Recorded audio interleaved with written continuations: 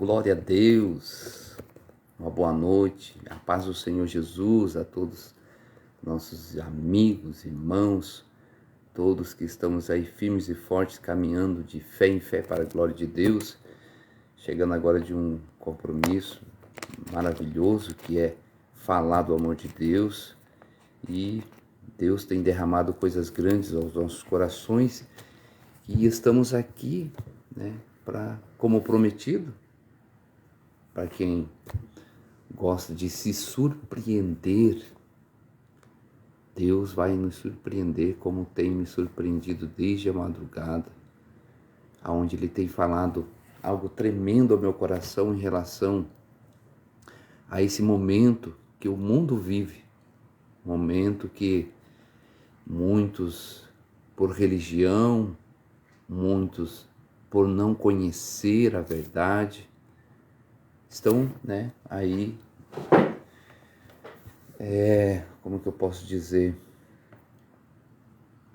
Estão aí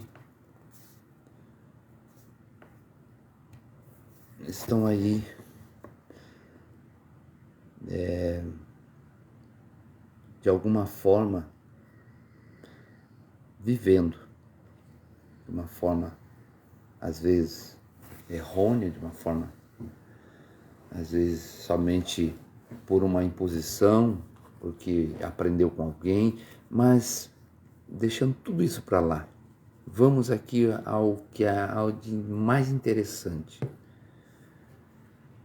O mundo hoje comemora uma data, ou uma preparação para uma data. Na verdade, se comemora a verdadeira Páscoa, se comemora lá em Israel, Jerusalém.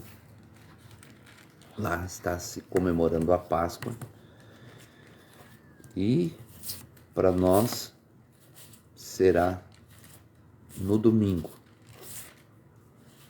Mas o que há de diferente? Qual é a verdadeira Páscoa?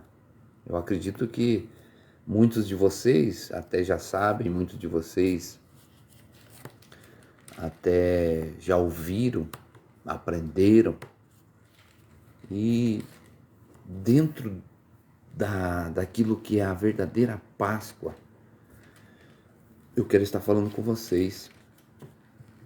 E nós sabemos que a verdadeira Páscoa, ela se dá lá no livro do Êxodo, capítulo 12. Se você tiver aí a Bíblia, de uma forma fácil, você conseguir aí tê-la em mãos, abra comigo lá no livro do Êxodo, aonde vai dizer a instituição da primeira Páscoa.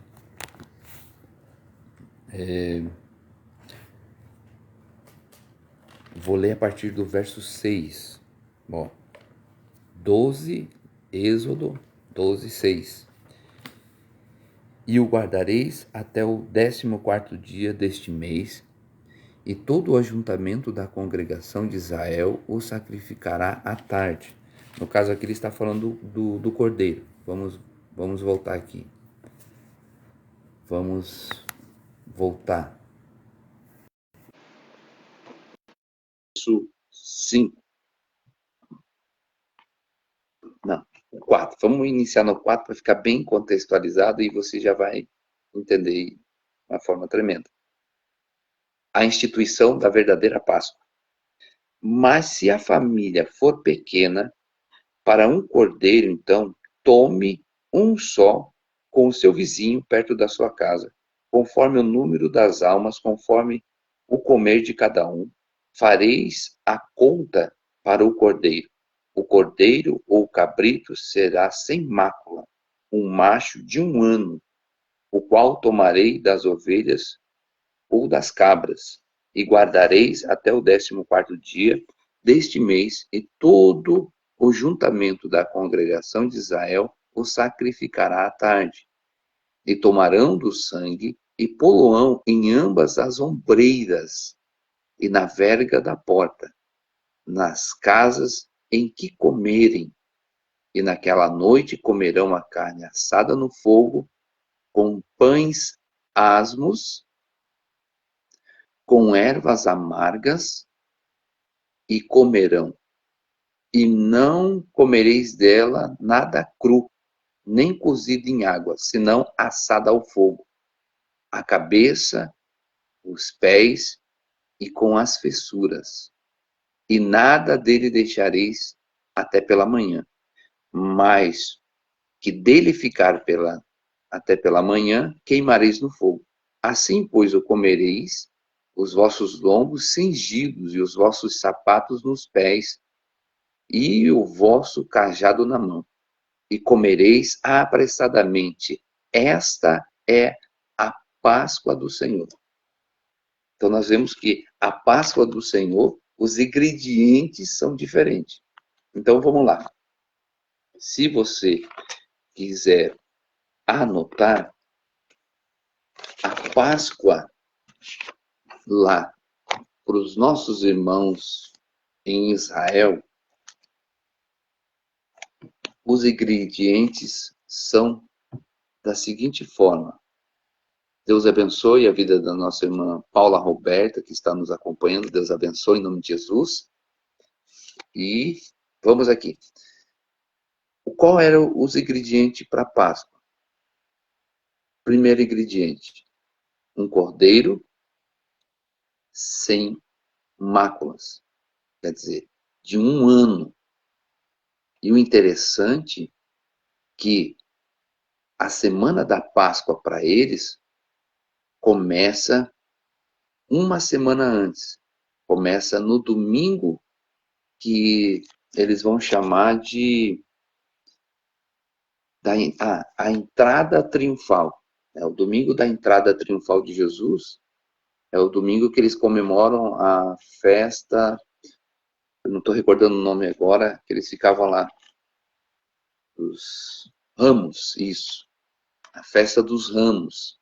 Começa no domingo com as festas dos Ramos, e ali eles vão, né, separar. Eles vão pegar o cordeiro e vão trazer para casa. Eles vão ungir o cordeiro e vão deixar ele em casa, um cordeiro de 1 ano. Eles vão ungir o cordeiro, eles vão, né, preparar tudo, deixar tudo limpinho, o cordeiro bem coisa, vão ungir os seus. Aí você vai entender por que aquela mulher ungiu os pés de Jesus, ungiu os seus cabelos, porque estava preparando ele para o sacrifício. Então, o cordeiro, ele é preparado dessa forma. Separavam ele, ungiam os seus pés e guardavam em casa até o dia da Páscoa, até a sexta-feira onde ele seria sacrificado. Mas aqui no Êxodo, a Páscoa,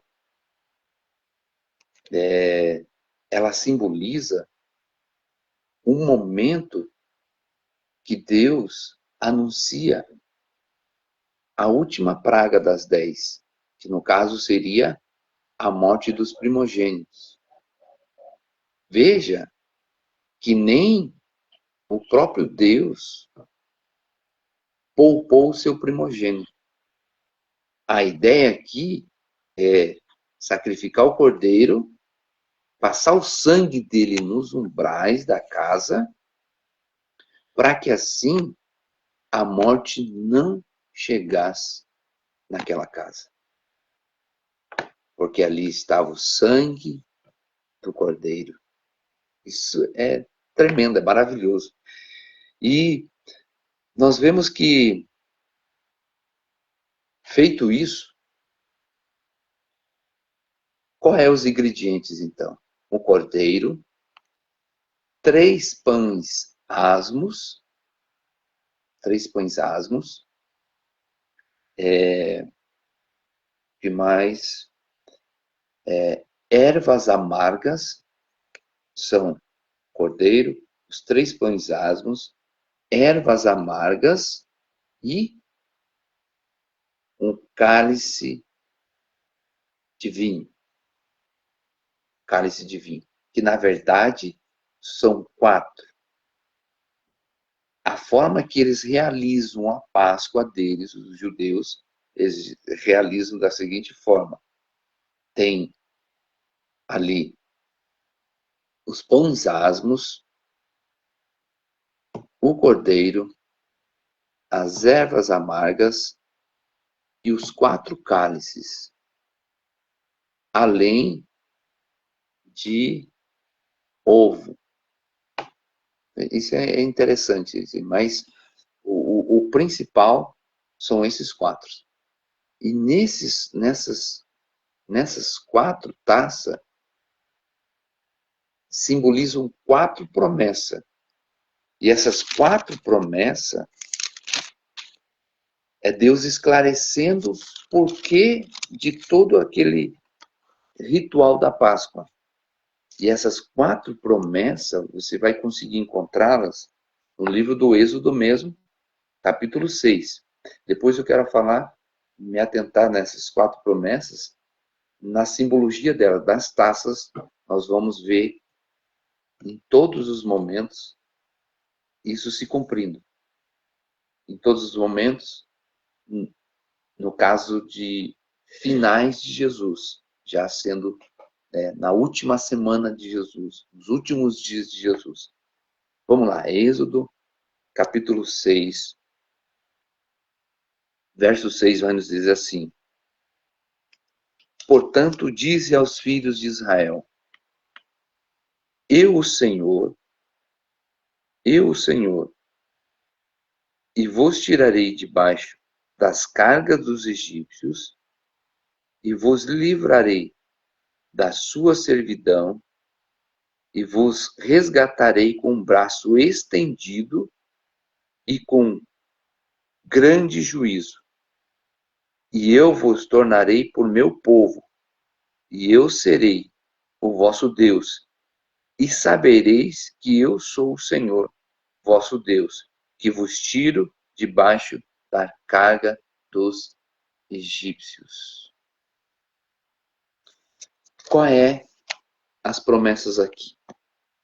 São 4. Eu fiz uma anotação aqui para ficar mais fácil. Mas estão tudo dentro do texto. Ó. Vocês não trabalharão mais como escravo. Essa é uma promessa. Vocês não serão escravos. Aí a gente já vê a diferença. Trabalhar como escravo e não ser escravo. Quer dizer, pode estar livre do trabalho, mas não está livre da servidão. Mas aqui a promessa é, ele te livra do trabalho, como também te livra da escravidão. Ele vos libertará com o braço estendido e com grandes juízos. Outra promessa, a terceira promessa. E a quarta promessa, ele será o nosso Deus. E nós seremos o seu povo. Essas 4 promessas. Aqui nós vemos que no livro do Êxodo é tudo uma simbologia para a Páscoa, para o livramento da escravidão. Mas vamos vê-la se cumprir? Vamos para os últimos dias de Jesus, a grande ceia, no capítulo 22 de Lucas. Glória a Deus. Meu Deus, esse assunto é muito profundo, muito gostoso, é bom demais falar sobre isso. E aqui a gente vai ver Jesus citando essas taças. Ó, a última Páscoa, a ceia do Senhor. Capítulo 22 de Lucas,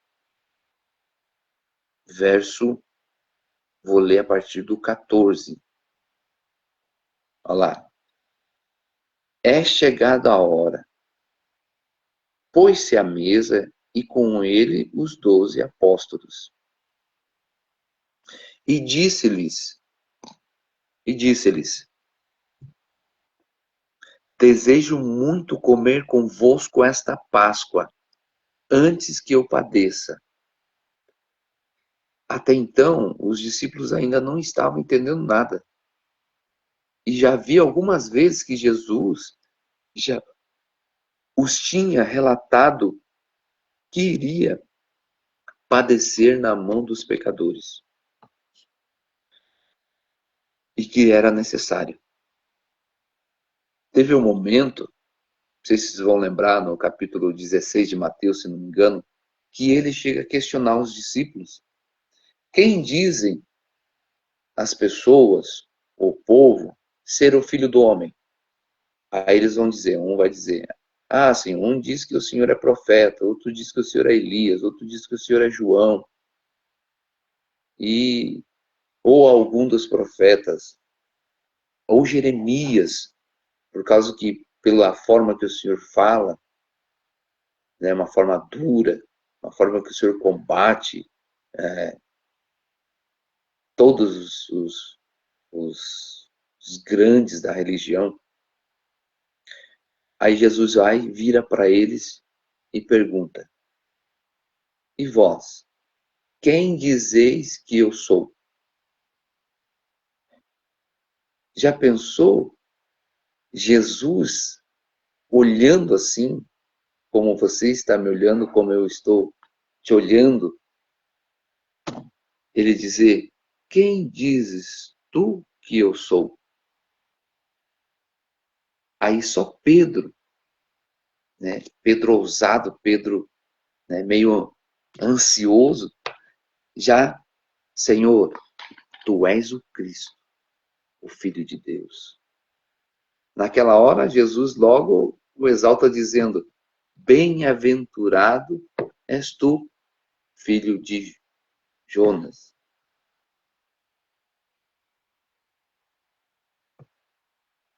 E tu não chamarás mais Simão, mas sim Pedro. E ali a gente vê que se discorre, né? Ele vai dizer assim, que João, João, Pedro és a pedra, e que sobre esta pedra, mas não estava falando de Pedro, estava falando de si mesmo, pela revelação que Pedro teve, esta pedra, as portas do inferno não prevalecerão contra ela. Em nome de Jesus, as portas do inferno não prevalecerão contra a igreja do nosso Senhor Jesus. Aí nós nos deparamos com o momento que Jesus vai e abre o jogo com eles, dizendo que ele precisava voltar para Jerusalém, que ele precisava padecer, sofrer muito nas mãos dos chefes, e ali eles iriam, né, nas autoridades, na mão dos fariseus, saduceus, e ali eles iriam maltratar muito, judiar muito. E neste momento, Pedro vai falar para ele, Senhor, não vá. Digamos que Pedro estava tentando protegê-lo. A ideia em todo o tempo é tentar protegê-lo. Tanto que a ideia de Judas era fazer, tipo, o coração de Judas estava ligado ao reino terreno. Então ele não sempre tentou buscar unir a Jesus aos chefes da lei, aos fariseus, a todo aquele povo ali, para que eles, né, derrubassem o Império Romano. Mas Jesus sempre, em todo momento, disse que o seu reino não era um reino terreno, mas é um reino celestial. Então, quando isso acontece, em todo momento eles estão tentando proteger Jesus. E nisso, Pedro tentou proteger Jesus e começou a falar, Senhor, não te faças isso, não faças isso contigo. Não sofras, não precisas morrer. Aí ele, para trás de mim, Satanás, porque não cogita das coisas de Deus, mas cogita das coisas dos homens. Por isso que é de grande responsabilidade quando o Senhor nos questionar, diante do seu questionamento de quem somos, nós temos a certeza de quem somos nele, de quem ele é para nós e do que nós esperamos. Será que nós esperamos só as coisas desta terra? Ou de fato esperamos pelo reino dos céus? Fique com essa reflexão. Então nós vemos que Pedro faz, né? Ali Jesus já apresenta a ideia do que ele está dizendo aqui, ó. Muito desejei comer esta Páscoa convosco antes que eu padeça, antes que se cumpra, antes que se consuma o propósito dele. Então nós vamos ver que Jesus vai dizer assim, e disse-lhes, e disse-lhes, desejei muito comer convosco esta Páscoa antes que eu padeça, porque vos digo que não comereis mais até que ela se cumpra no reino de Deus. Oh, que tremendo.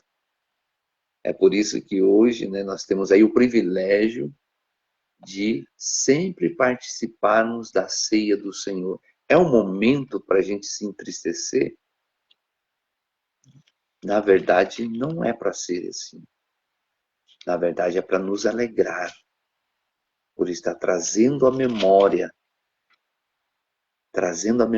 nos alegrando. Ele falou que iria acontecer isso. E isso é de uma forma imensurável. Não tem como descrever este privilégio. Mas vamos continuar porque eu preciso chegar nas 4 taças, nas 4 promessas, como elas se cumpriram. Para os judeus, lá no Êxodo 12. Mas para toda a igreja, aqui. Para toda a humanidade, aqui. Olha lá. E tomando o cálice, a primeira vez. E tomando o cálice, e havendo dado graça,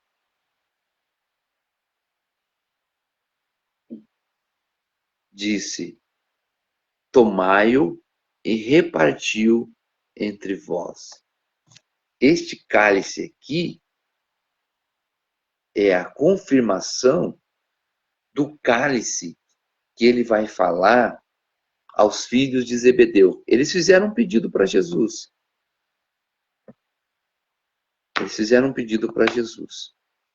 Tem um companheiro que está aqui comigo e ele vai ler esse versículo. Está no livro de Mateus.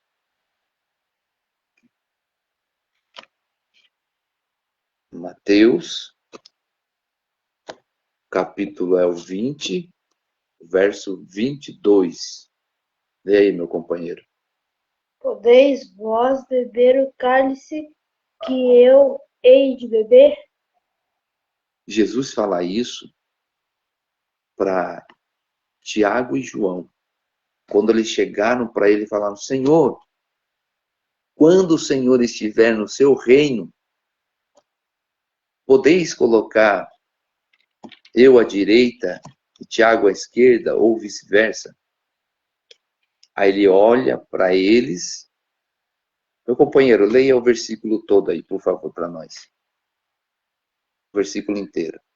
Jesus, porém, respondendo, disse, não sabeis o que pedis. Podeis vós beber o cálice que eu hei de beber e ser batizados com o batismo com que eu sou batizado? Dizem-lhes eles, podemos. Aí duas coisas acontecem ali. O batismo aqui não é o batismo de João, mas é o batismo com fogo. É o batismo com fogo. Há um pensamento que, assim, ser batizado com fogo é falar em línguas, dar liberdade para o espírito, sapatear, rodar. Mas eu entendo que o batismo com fogo é para moldar, é para preparar, é para, de alguma forma, preparar a pessoa para as coisas difíceis que ela há de enfrentar, até o ponto de chegar à morte. E nós sabemos que Jesus diz que para nós sermos discípulos dele, nós temos que negar nós mesmos e tomar a nossa cruz. Então, se existe uma cruz, nós temos a plena certeza que existe um Gólgota. Então, nós precisamos chegar até o alto desse Gólgota. E quando nós chegarmos lá neste alto do Gólgota, nós sabemos que vamos ter que entregar o nosso espírito. É algo assim tremendo. Mas então, quando Jesus fala para eles que eles precisam beber do mesmo cálice, está aqui. E tomando o cálice, e havendo dado graça, disse: tomai e reparti-o entre vós. Aqui ainda não é ceia, é a Páscoa. Eles todos tomam deste cálice, porque eles todos são batizados, ou eles vão ser batizados. Porque todos se tornaram mártir para que nós pudéssemos estar aqui. Continuemos. Porque vos digo que não bebereis do fruto da vide até que venha o reino de Deus. Está vendo?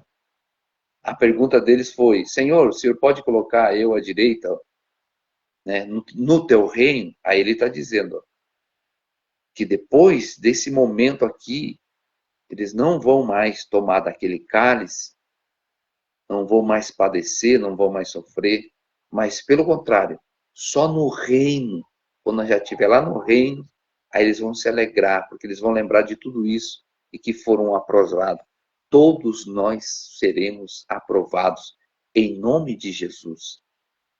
Continuando, e tomando o pão e havendo dado graça, partiu e deu-lhe, e isto é o meu corpo que é partido vós. Fazei isso em memória de mim. Semelhantemente, também tomou o cálice, olha aí, novamente o cálice. Tomou o cálice depois da ceia, dizendo: este é meu cálice. É o Novo Testamento, no meu sangue. Meu Deus. É o Novo Testamento no meu sangue, que é derramado por vós. Então aqui a gente já viu 2 cálices. Agora o terceiro cálice, vamos lá para Jesus no Getsemane. Olha só. Eu vou ler aqui, o verso 41. Ó. E apartou-se deles cerca de um tiro de pedra, e pondo-se de joelho orava, e dizendo: Pai, se queres, passa de mim este cálice. Todavia, não se faça a minha vontade, mas a tua. Terceiro cálice. Terceiro cálice. Agora só falta um. E este um, a gente encontra ele. Deixa eu ver aqui. Lá na cruz. Foi lá na cruz. Meu Deus, foi lá na cruz. Deixa eu procurar aqui. Quem estiver aí nos acompanhando, pode nos dar um glória a Deus, um aleluia, um like. Aperta o like aí, em nome de Jesus. É muito tremendo essa mensagem. A mensagem da cruz é poderosa. Louvado seja o nome de Jesus. O outro cálice. Deixa eu ver.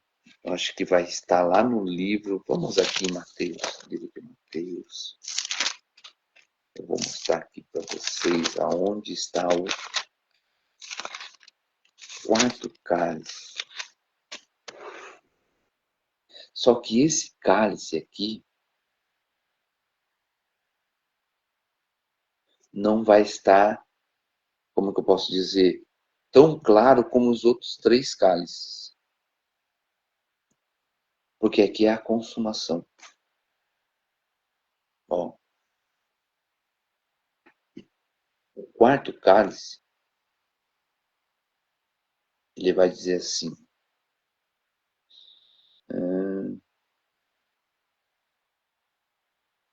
e clamando Jesus outra vez com grande voz, entregou o seu espírito. Ele tomou o quarto cálice, a quarta promessa. Vamos dizer aqui. Primeiro cálice, você não trabalhará mais como escravo. Êxodo 6, versos 6 e 7. 4 promessas. Nós estamos falando da Páscoa, a verdadeira Páscoa.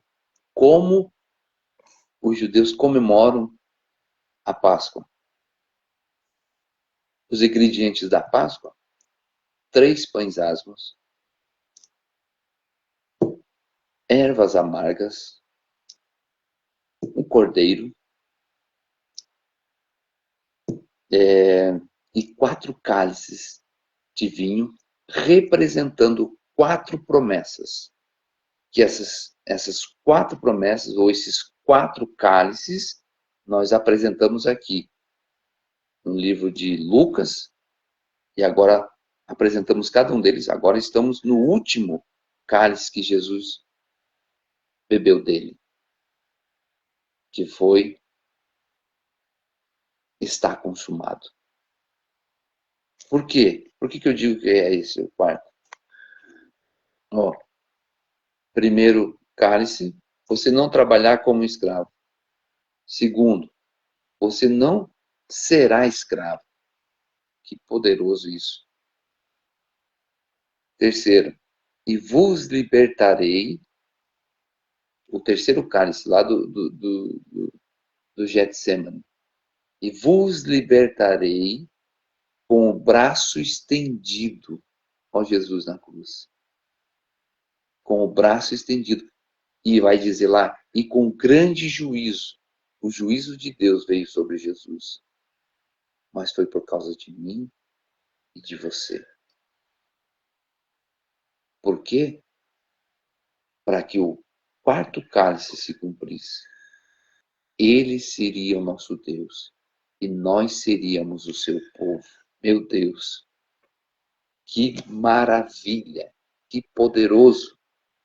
Essa é a verdadeira Páscoa. Se você nos acompanha até agora, eu louvo a Deus pela sua vida, eu louvo a Deus por todos que hão de ver a gravação desta live.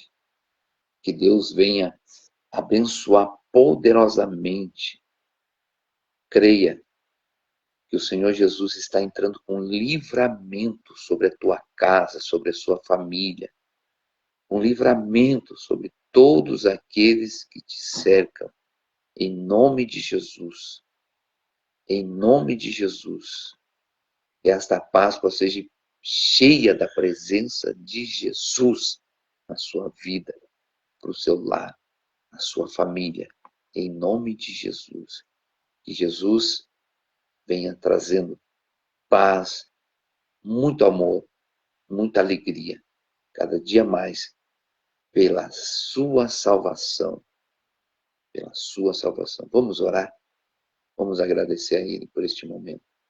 Senhor, nosso Deus e Pai, neste momento eu oro, Deus, pela vida de todos os meus irmãos, de todas as minhas irmãs, de todos que estiveram até aqui, de todos que hão de estar, ó Deus, buscando aprender mais com o Senhor, com a Tua palavra. Pai, que haja manifestação de milagres, de livramentos, meu Deus. Livra-os todos para a glória do Teu nome. Livra-os, ó Deus, porque o Senhor é Deus de livramento. O Senhor é Deus que salva. O Senhor é Deus que transforma. O Senhor é Deus que opera sinais, prodígios, maravilhas, Pai. E da forma que o Senhor tem feito, arder ao meu coração essas palavras, que arda o coração do meu irmão, que arda o coração da minha irmã, e que no nome de Jesus Cristo, eles tenham um dia abençoado na tua presença.